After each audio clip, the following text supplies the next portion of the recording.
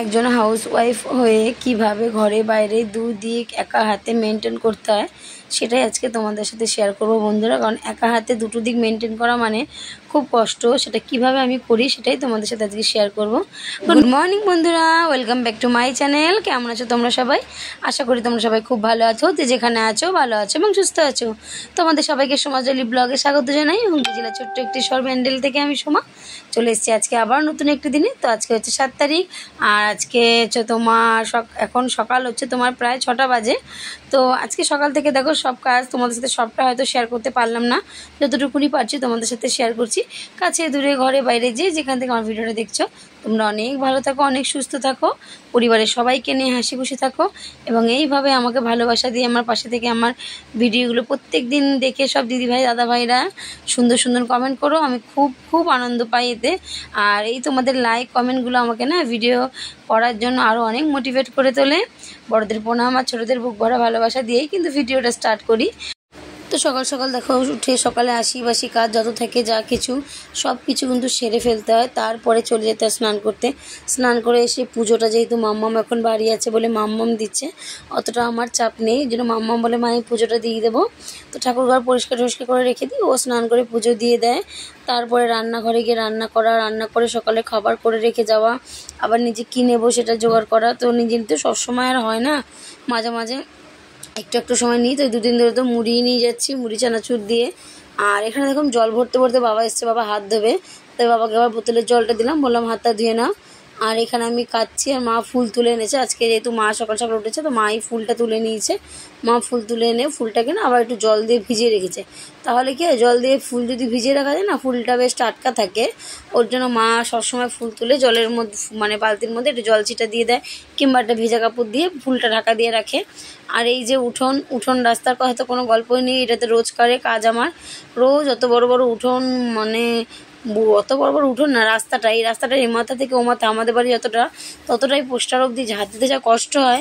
আর রোজ এই পেয়ারা পাতা পড়ে না, দৌড়ের সামনেটা এমন হয়ে থাকে উঠোন থেকে, তো এত বাজে লাগে যে ঝাঁট না দিলেও মনে হয় যে কেমন লাগে। গ্লাসটা দিতে হয়, এদিকে তাড়াহুড়ো থাকে, তার মধ্যে যদি এতক্ষণ টাইম নিয়ে উঠোন ঝাঁট দিতে হয় বলো তাহলে কীরকম রাগটা ধরে। কিন্তু কি করব, উপায় নেই, গাছের পাতাগুলো পড়ছে, আমাকে তো ঝাড় দিতেই হবে। আর বাড়ি ঘরের সামনে এরকম পাতা পড়ে থাকলে দেখতেও ভালো লাগে না।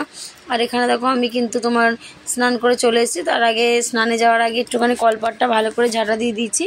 ঝাঁটা দেওয়ার পরে তারপরে স্নান করে তুলসী তলায় জল দিয়ে দিচ্ছি, তুলসী মায়ের জল দিয়ে তারপর নমস্কার দিয়ে নিচ্ছি। আর এখানে আমার শাশুড়ি পাশ দিয়ে বলছে তুলসী জল দিচ্ছিস, মন্ত্র জানিস? আমি ওং তুলসী নমঃ শিবায় এইটুকুনি জানি, এইটুকুনি বলি, আমি তো আদার্স জানি না, আর অতটা পারিও না। সত্যি কথা বলতে পারি না বলতে ভুল, পারি না বলে কোনো কাজ হয় না, শিখলে সব কিছুই হয়। তো সকালের দিকে যেন এত তাড়া থাকে যে কোনো কিছু করে ওঠার এক্সট্রা চাপ নিয়ে করে ওঠা মানে সম্ভব হয়ে ওঠে না। তাও চেষ্টা করি যতটা পারি, মনে মনে যেটুকুনি পারি সেটুকুনি ঠাকুরকে ডাকি। আর এখানে জামা কাপড় যে কেচেছে, তোমার দাদাভাই জামা প্যান্টগুলো একটু কেচে দিয়ে গেছে আজকে, এই তোমার হাতে ব্যথা। কদিন ধরে তোমাদের বলছি না যে একা যেহেতু যেতে হয়, একা অনেক প্রেশার পড়ে, তার জন্য কিন্তু কাঁধগুলো একদম ব্যথা থাকে। তাই কাচাকুচিগুলো তোমার দাদাভাই করে দেয়, আমি কিছুটা কেচেছি, হালকা পাতলাগুলো আমি কেচেছি, আর যেগুলো একটু নোংরা ছিল সেগুলো তোমার দাদাভাই কেচে দিয়ে গেছে। তো আমার থেকেও সুন্দরভাবে কাচে, জানো তো, পরিষ্কার হয় খুব সুন্দর।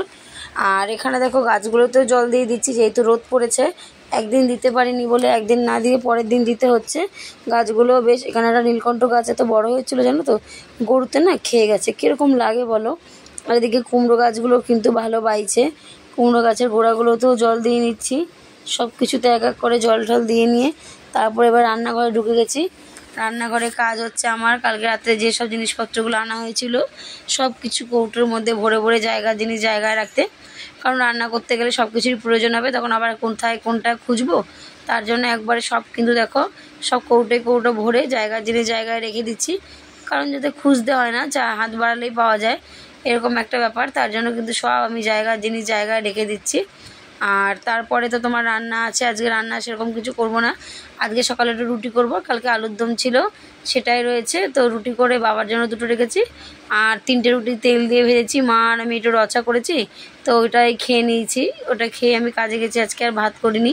মা বললো বেলায় রান্না করবে, তো মা আজকে বেলায় রান্না করেছে, আর আমাকে রাত্রবেলা সে রান্না করেছে। আমি গরম গরম ভাত করেছিলাম রাতে, কুমড়ো ভাজা, আলু সিদ্ধ আর ডাল ছিল, তাই দিয়ে রাতে হয়ে গেছে। আর দুপুরে মা মাংস করেছিল, মাংস, ভেন্ডি ভাজা, ডাল এইসব দিয়েই দুপুরে খেয়েছি। তো তো কাজ দিয়ে এসে এত খিদে পেয়ে গেছিলো, যেহেতু ওই রুটি খেয়ে গেছি আর কিছু খাওয়া হয়নি, তার জন্য বাড়ি এসে বড্ড খিদে পেয়ে গেছিলো। আবার তাদের করে ভাত খেয়ে নিয়েছি। আর এদিকে দেখো বাসনগুলো সব ঝুড়িতে এক ঝুড়ি বাসন ছিল, সেগুলোকেও জায়গায় নিয়ে জায়গায় রেখে দিচ্ছি। কারণ জায়গার জিনিস জায়গায় না রাখলে না খুব অসুবিধে হয়ে যায়, মানে পেরে ওঠে হাতের সামনে যখনই দরকার না তখন তাহলে পাওয়া যাবে না। ওর জন্য যেখানে যেটা থাকার সেখানে সেটাই রাখার চেষ্টা করি সবসময়ের জন্য।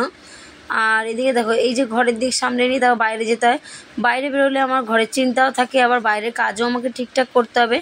বাইরে একটা কাজ যদি এদিক থেকে ওদিক হয় তাহলে পুরো আমার কাজটাই চলে যাবে, এরকম একটা ব্যাপার থাকে। তো এত টেনশন নিয়ে কিন্তু থাকতে হয়, তার জন্য যতই টেনশন থাক যা থাক আমাকে কিন্তু কাজটা মন দিয়ে করতে হয়। যখন আমি কাজটা করি তখন বাইরের কোনো কথা মাথায় রাখি না, ভাবি না, কারণ বাইরের কথা ভাবতে গেলে তখন যদি অন্যমনস্ক হয়ে যায় এই একটাই মানে ভয় কাজ করে মনের ভেতরে, যার জন্য কখনোই আমি অন্যমনস্ক হই না। সবসময়ের জন্য কাজে গেলে কাজের দিকে পুরো প্রপার মন দিয়ে কাজটা করি। আর এখানে দেখো তেলের প্যাকেটটা যে তেল ছিল একটুখানি গোটাই দিয়ে পরোটাটা হয়ে গেছে, আর এক্সট্রা তেল দিতে হলো না, প্যাকেটের তেলটা যেটুকুনি ছিল ঝরা ওটুকুনি দিয়েই কিন্তু হয়ে গেছে। এবার চা করে নিয়ে খেয়ে নেবো মা আমি বাবা। আর এখানে গোগলের জন্য ছাতু গুলিয়ে দিচ্ছি, গোগল উঠে গেছে, ওকে ছাতুটা গুলিয়ে খাইয়ে দিয়ে যাই, তারপর ওর বাবা আসলে ওকে ভাত খাইয়ে নিয়ে তাও পড়তে চলে যাবে। পড়া তো এখন নেই, দিদিমণির মেয়ের পরীক্ষা উচ্চ মাধ্যমিক, ওর জন্য পড়া নেই। মাঠের মাঝখানটা স্কুল, চারিদিকে এই মাঠ ক্রস করে এখন আমাকে এই ব্যাগগুলো নিয়ে যেতে হবে। আজকে এই দুটো ব্যাগ নিয়ে যেতে হবে আমাকে মাঠ ক্রস করে। বা জার্নি করে করে শেষ হয়ে যাচ্ছি। কত বাস থেকে নামলাম 1 ঘন্টা, বাস থেকে নেমে আবার অটোতে আসলাম প্রায় আধ ঘন্টার কাছাকাছি। ওখানে ব্যাগ নিয়ে এইভাবে হাঁটতে হচ্ছে, কতটা কষ্ট হয় জানো তো, যে কি বলবো, জীবনটা মানে তখন বেরিয়ে যায়। কাঁধ দুটো তো ব্যথা হয়ে রয়েছে। আর আমি চলে এসেছি, উনি এখনও আসেননি, আমি গিয়ে ওয়েট করি, উনি চলে আসবেন। চলো পরে আবার দেখা হচ্ছে।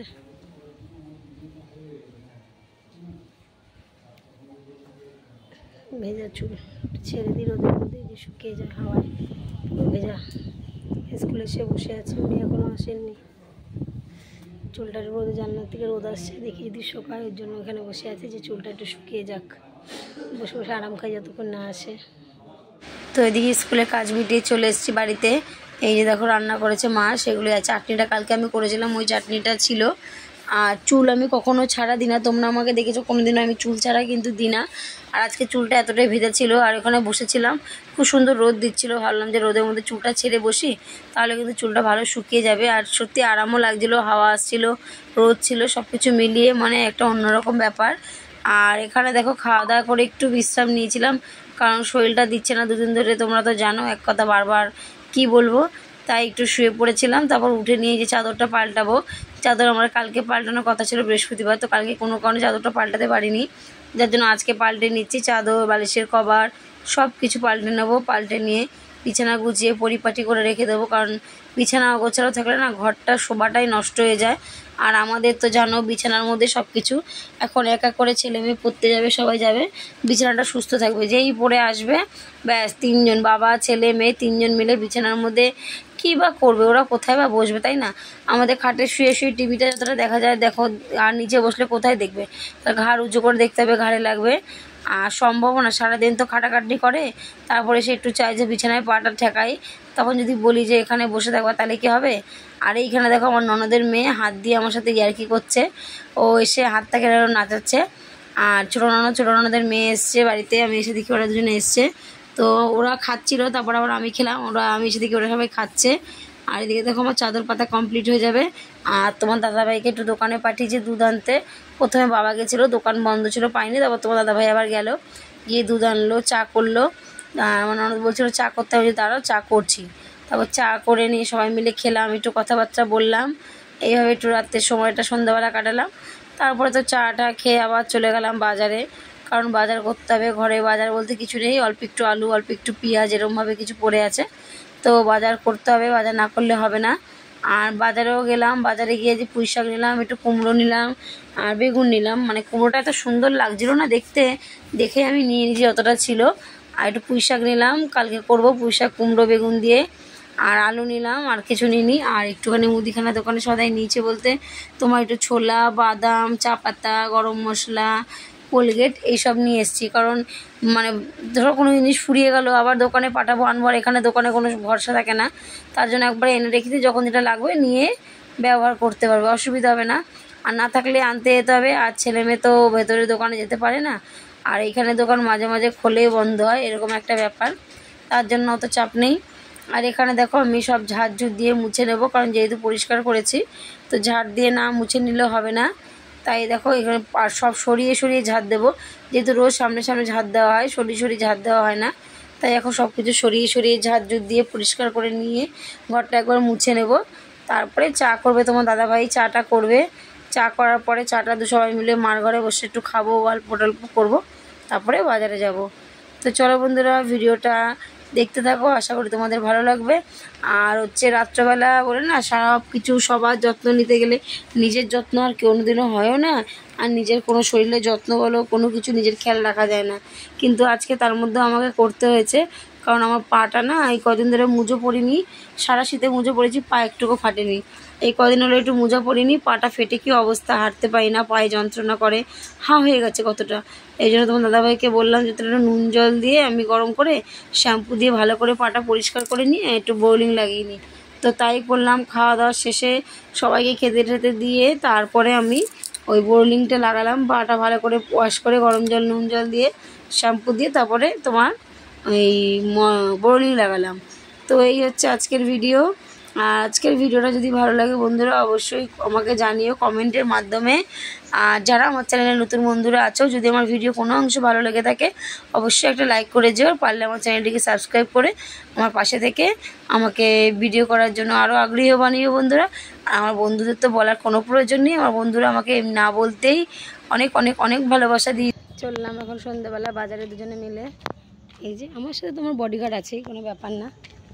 তো চলো বাজারে যাই, বাজারে গিয়ে দেখা, না কুলি বলাটা ভুল হবে, বডিগার্ডটাই ঠিক আছে। তো চলো বাজারে যাই, বাজারে গিয়ে আবার দেখা হবে।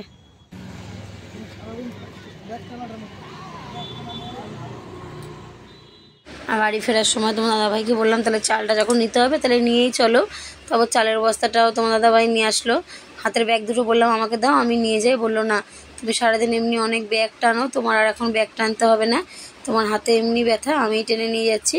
তারপরে ও আবার চালের বস্তাটাও নিল, ব্যাগ দুটোও নিল, নিয়ে নিজেই নিয়ে আসলো। আর এদিকে দেখো গুগলের জন্য একটা কমপ্লেন এনেছি, গুগল কমপ্লেন খেতে খুব ভালোবাসে, আর বিশেষ করে কেশর কমপ্লেন হলে তো কোনো কথাই নেই, মাম গুগল দুজনেই কেশর কমপ্লেন খেতে খুব ভালোবাসে।